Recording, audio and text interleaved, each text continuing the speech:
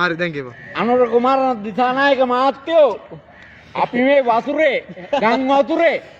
මේ කැරි ජේපී කාර්යෝ එකෙක් කෑම වේලක් දුන්නේ අපිට බත් එකක් දුන්නේ හරිද ජේපී කාර්යෝ තෝර දුන්නේ හරිද අපිට කෑම වේලක් දුන්නේ මේ අපි මේ 100 අපි බෝඩින් කාර්යෝ ඉන්න තැනක් නැහැ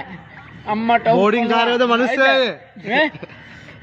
කැරි වැඩ කරන්න එපා ඕකුන්ට කියන්නේ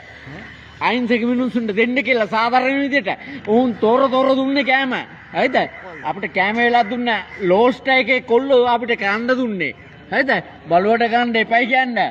හරිද හරිද මේ ඕකනම බලයට ගෙනාවෙත් අපි බලුවට ගන්න එපා අපිට දේශපාලනයක් වැඩක් නැහැ හරිද මේ අවස්ථාවේ අපිට උදව් ගන්න මේ බාන්න මේ යන වතුර හරිද අපි බෝඩින් කාර්යෝ බලුවට ගන්න එපා අයියෝ වාගේ දසත් කියන්නේ සත්‍ය කතාව ඇත්තම කතාව මේ පේනවනේ මේ පුරුදු ඇඳගෙන අපි යනවා යන ඉනමක් නෑ අපිට මොකද්ද මේ වෙන්නේ හරිද හැබැයි මේ අපි යකෝ දවල් කැම වෙලා දුන්නා ඈ